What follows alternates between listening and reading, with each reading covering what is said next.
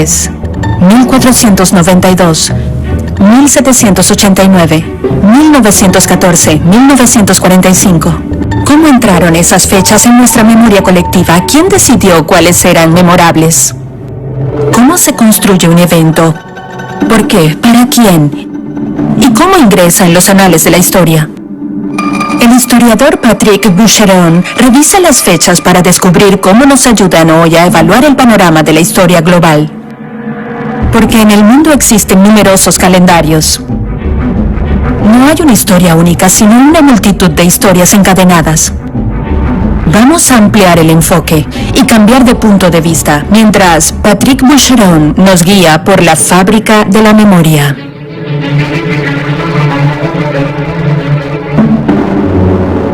Cuando Alejandro muere en Babilonia, está a la cabeza de un imperio que se extiende desde Grecia hasta las afueras de la India. La figura de Alejandro es un trampolín hacia un gran sueño. Más que el éxito militar, esta es quizás su verdadera herencia, una epopeya y un sueño, el de un imperio universal que uniría Oriente y Occidente, un imperio que no tendría límites. Fechas que hicieron historia. 13 de junio 323. El 13 de junio del 323, para los griegos, es el día 28 del mes de Esiroforión. En la Olimpiada 114, Alejandro muere en Babilonia. Eso es una fecha.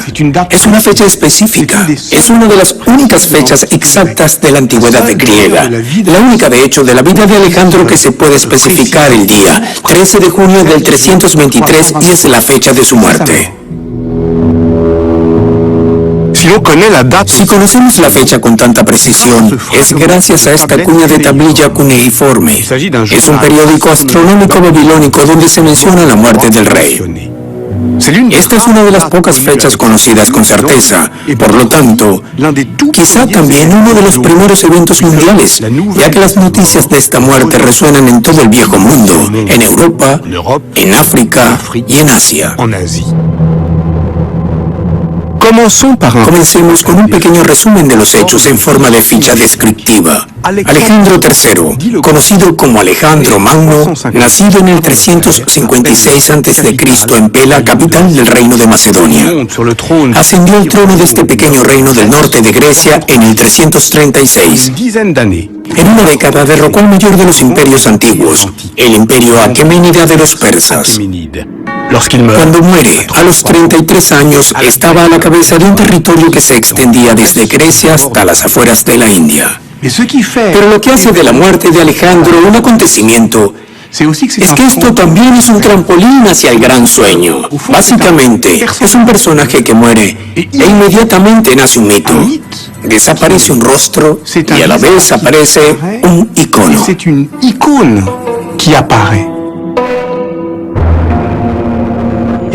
Y lo que nos sucede a nosotros mucho más tarde es precisamente esta poderosa ola de leyendas mucho más fuertes que la historia.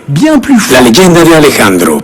Y al final, la pregunta que se plantean todos los historiadores a partir de la muerte de Alejandro es qué hacemos con una historia que exactamente como está es casi indivisible de su mito.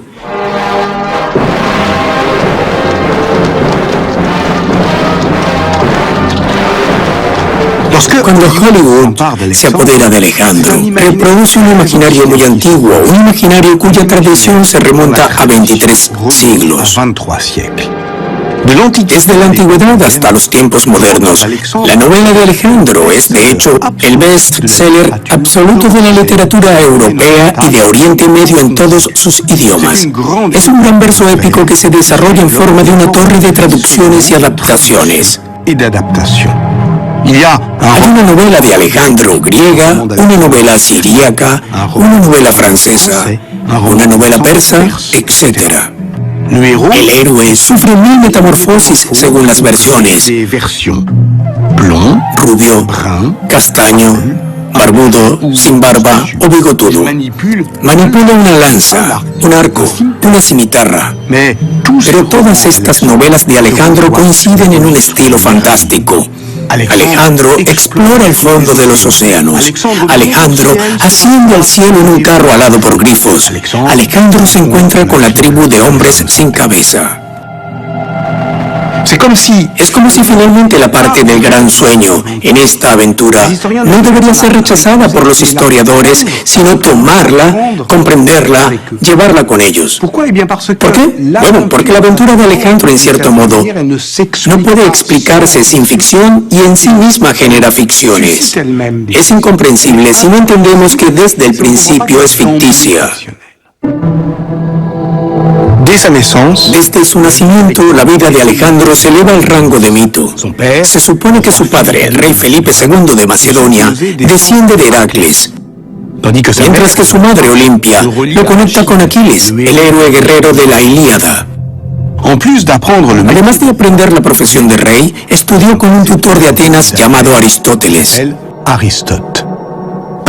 Según el historiador griego Plutarco, no pasó un día sin que él leyera una página de la Ilíada, de la cual podría citar muchos pasajes de memoria.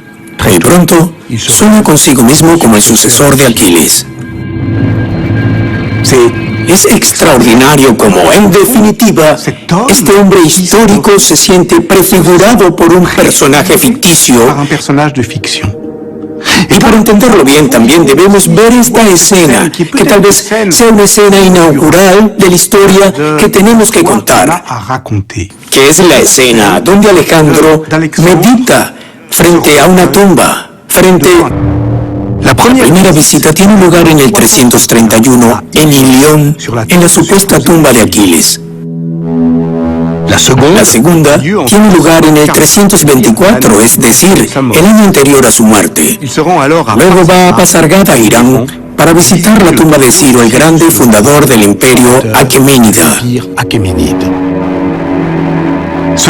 Este despliegue, dos tumbas, la tumba de un héroe, la tumba de una figura histórica, una tumba ficticia, una tumba real, una tumba occidental, el héroe del mundo occidental, Aquiles, y una tumba oriental, Ciro el Grande. Entonces, en cierto modo, es un despliegue de una escena original y dice, ¿cuál será la aventura de Alejandro? Es decir, una aventura entre Oriente y Occidente, pero también una aventura entre ficción y realidad. Para contar esta historia, al menos la idea central, se puede recitar la aventura de Alejandro en tres periodos. El primero es la estabilización del mundo griego. Felipe II, padre de Alejandro, dirige una política de unificación y desarrollo de estas ciudades griegas rivales que ven a los macedonios como semibárbaros, cuyo poder militar los protege de sus enemigos persas, pero también los amenaza.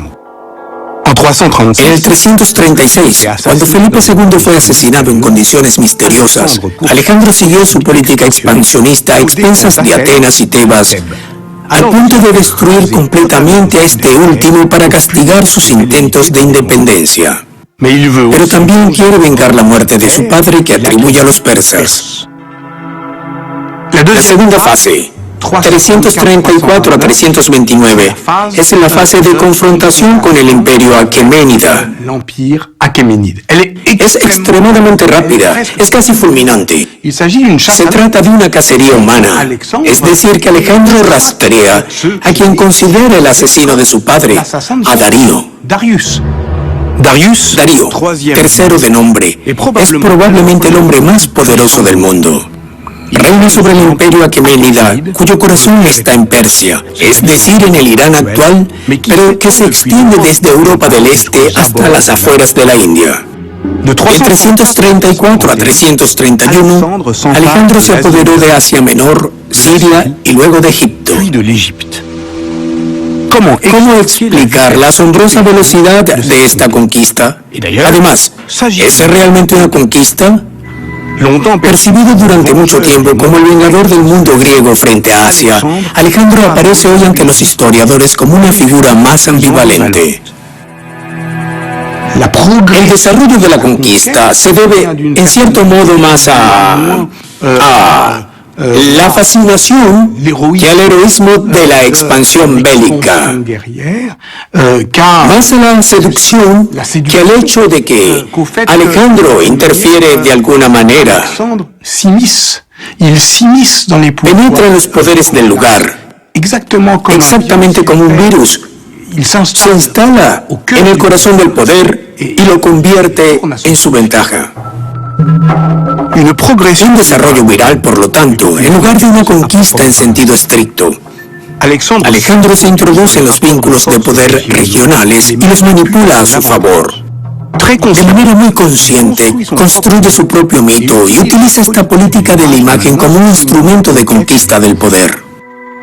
En muchos lugares, no aparece como un conquistador, sino como un libertador, particularmente en Egipto, que es sin duda el lugar y el momento clave de su conquista. ¿Por qué? Debido a que Egipto fue conquistado por los persas y Alejandro aparece a los ojos de los egipcios como su libertador, como su restaurador. De alguna manera, se presentará a Egipto como el restaurador del orden faraónico. 332 es el año decisivo. Alejandro fundó Alejandría en enero, luego abandonó temporalmente la búsqueda de Darío por un largo desvío al oasis de Siwa, en el desierto de Libia. Los historiadores no siempre han entendido el significado estratégico de este desvío, pero es en Siwa donde la conquista de Alejandro cobra literalmente sentido. Es allí donde el oráculo del templo de Amón le anuncia que es faraón e hijo de Dios. Por lo tanto, Alejandro trae de Siwa una legitimidad egipcia y una nueva imagen. Alejandro el faraón, representado aquí en un bajo relieve del templo de Amón en Luxor. Al escuchar el oráculo de Amón en el oasis de Siwa, Alejandro se convence a sí mismo de que es el Hijo de Dios, que tiene poder sobre toda la tierra, que está en el límite del mundo, con el fin de entender que su imperio no tendrá límites. En octubre del 331, se enfrenta al enorme ejército de Darío III en Gaugamela. El eco de esta batalla continuará durante mucho tiempo a través de la iconografía oriental y occidental, desde la Edad Media hasta la era moderna.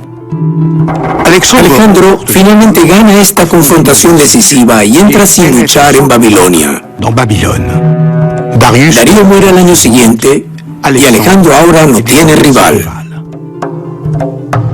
Luego comienza la tercera fase, Lejano Oriente, mucho más lenta, dura casi 5 años, del 329 al 325. Si bien Babilonia podría haber sido la culminación de la guerra, Alejandro apenas está a medio camino. En el 326 ingresó al Valle del Indo, donde luchó contra un rey indio llamado Poros.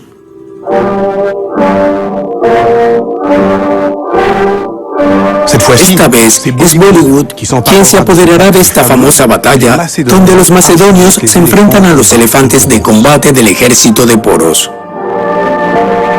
¿Es hora de volver a casa? Los soldados lo exigen, pero Alejandro sueña con llegar al borde del mundo. Su aventura parece fluctuar sin rumbo. En el 324 regresó a Persia, a Susa, donde se casó en segundas nupcias con la princesa Estatira, hija de Darío. Se da así una legitimidad persa. Él mismo se convierte en un gobernante aqueménida y les pide a sus compañeros que hagan lo mismo. Y como es de esperarse, hay resistencia. Estas resistencias son algo así como: somos griegos, ¿vamos a orientalizarnos? ¿Realmente nos conquistará esta cultura contra la que hemos luchado? Este es el gran tema del conquistador, quien termina siendo conquistado por su conquista. De allí surge también entre los historiadores griegos y latinos, en especial de Quinto Curcio, el motivo del debilitamiento de Alejandro ganado por las languideces orientales. Su muerte aparece entonces como el clímax de esta debilidad. Una lenta descomposición del cuerpo y el alma de héroe. Desde la muerte de Alejandro, se puede contar la historia casi día tras día, hora tras hora. Y esto gracias a las citas hechas por Plutarco de las efemérides reales, una especie de diario escrito por Eumenes de Cardia, el canciller de Alejandro, en la tradición persa de una escritura meticulosa y diaria del poder.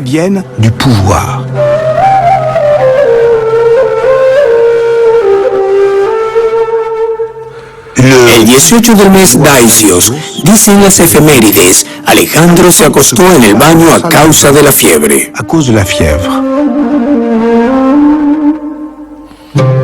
El texto continúa lentamente, lánguidamente, describiendo una muerte silenciosa, casi dulce.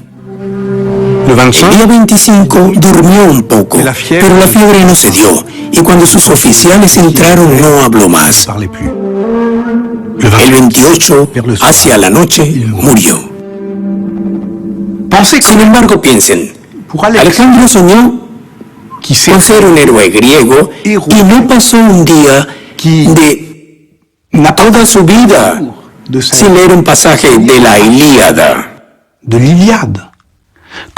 Su muerte está lejos de la imagen que nos podemos hacer de la muerte de un héroe, pues es poco heroica, poco glamurosa, poco espectacular. Nada solemne en esta escena. No hay últimas palabras, no hay testamento, no hay nada más que agonía, muerte y desconcierto. Esto supone un montón de problemas.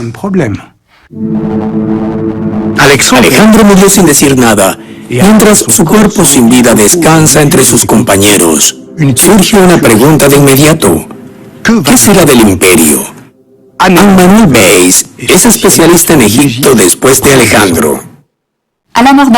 Cuando muere Alejandro, hay dos posibles herederos, dos herederos legítimos. Uno es el medio hermano de Alejandro, Filipo Arrideo, y el otro, su hijo póstumo, Alejandro IV, el hijo que Alejandro tuvo con la princesa iraní Roxana.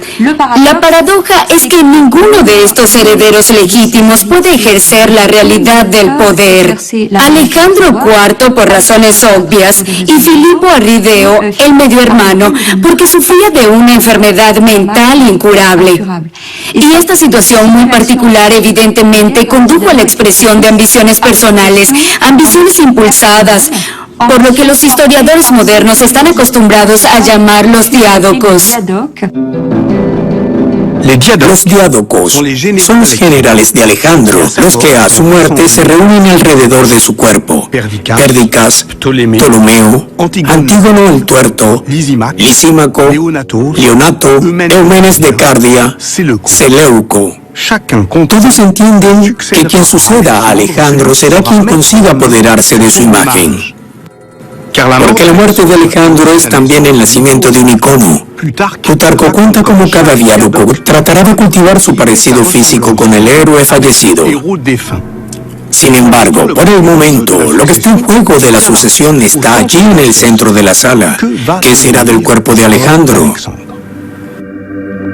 ¿Será cremado? ¿Será sepultado? De hecho, es casi seguro que fue momificado, y eso ya es algo fundamental. Esta es una señal muy fuerte, que significa que es faraón.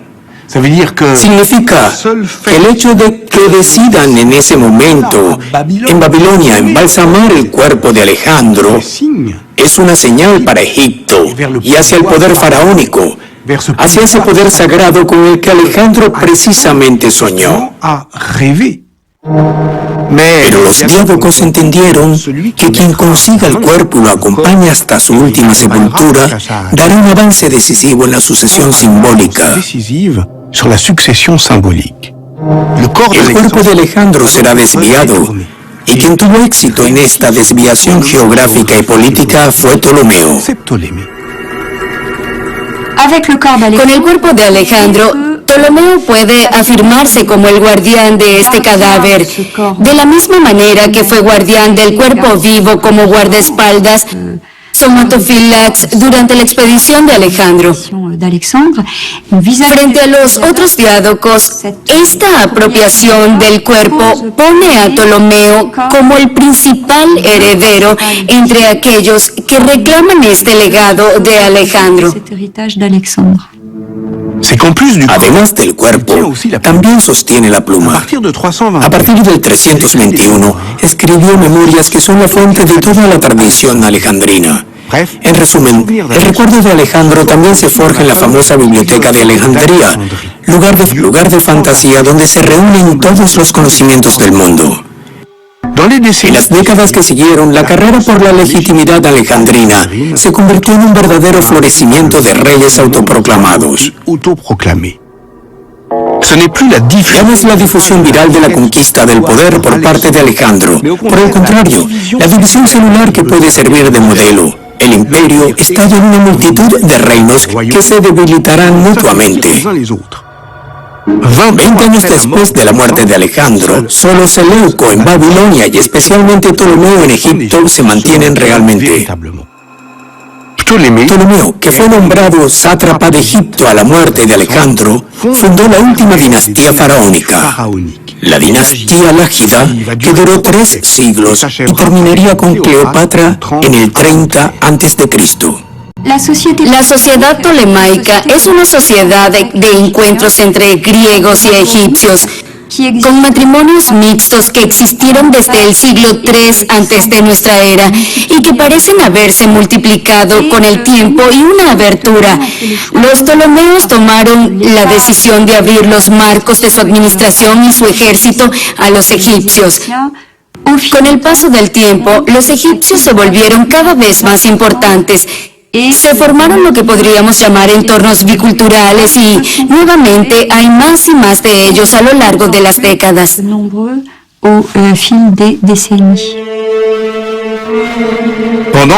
Mientras Alejandro muere en Babilonia, es difícil encontrar en otro lugar un evento tan rotundo como este. La conquista de Alejandro es un evento global. El rumor de su muerte recorre el mundo conocido. En todas partes y en diferentes escalas, la muerte de Alejandro causa muchos efectos. En el sur, en Nubia, la aparición del reino de Meroé. En el este, la aparición del imperio Maurya en el norte del subcontinente indio. En Grecia, Aristóteles es acusado de ateísmo y debe abandonar Atenas. La República Romana sigue siendo una ciudad-estado que lucha con los montañeros samnitas durante una guerra que dura más de 3 décadas. En China, es la época de los luchadores del reino. El norte está unificado por los Qin y la gente nómada regresa a Shanxi. En todas partes ruge la violencia de la guerra. Más allá de la austeridad de un evento global, la muerte de Alejandro es también un evento duradero, este sueño del imperio universal. Básicamente, conecta a Occidente con Oriente y funda, diría yo, un ideal común, o al menos un horizonte onírico compartido para todo el mundo conocido en esa época antigua. Eso fue la muerte de Alejandro. Entonces, no entendemos a Alejandro si no lo vemos meditando ante la tumba de Aquiles y la tumba de Ciro, el fundador del imperio aqueménida. Pero de manera similar, no entendemos la historia que sigue a la muerte de Alejandro si no vemos que la visita a la tumba de Alejandro se convierte en el tránsito obligatorio de todos los emperadores, no solo de los occidentales, no, que solo quieren empapar su autoridad, su poder sobre este sueño de un imperio universal. Durante la época romana, varios emperadores harán el viaje al mausoleo de Alejandro. Después de César, en el 48 a.C., fue Augusto quien visitó la tumba en el 30 a.C. Pero, por cierto, ¿dónde está la tumba de Alejandro? El recuerdo de su ubicación se perdió en el siglo IV de nuestra era. Sin embargo, la idea de que el poder universal se adquiere mediante el contacto con un precedente mítico resistirá a este descuido. Carlomagno ya no puede visitar la tumba de Alejandro, pero él visita la tumba de Adriano, de quien se decía que había visitado la tumba de Alejandro. Luego de la muerte de Carlomagno, en el 814, será Federico II quien visitará su tumba en Aquisgrán antes de que Napoleón se rindiera a la de Federico de Prusia. En cuanto a la tumba de Napoleón, en Los Inválidos, en París, es Hitler quien la visita en 1940. ¿Qué buscan los constructores del imperio en la soñada tumba de Alejandro? Buscarán allí un sueño de gloria, una advertencia frente a un poder ilimitado que encuentra, en cierto modo, su imposibilidad en el mismo estado incompleto de su realización territorial.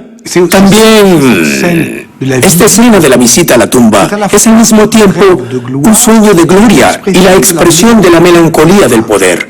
Dado que esta aventura no tiene fin, ya que está incompleta, solo puede completarse con el mito, con la búsqueda en el fondo de este sueño político. ¿Y cuál es este sueño político? Sin duda es un sueño de un imperio universal. Es el sueño de un mundo que está en los extremos, Oriente y Occidente. Este mundo, el mundo con el que Alejandro soñó, nadie lo verá convertirse en realidad. Pero en el fondo es siempre un horizonte inaccesible, como cualquier horizonte, porque retrocede cuando nos movemos hacia él. Pero este horizonte inaccesible es naturalmente parte del sueño. En el fondo, es esta idea de que no sabemos nada de Alejandro, excepto los sueños que lo formaron y los mismos que él promovió.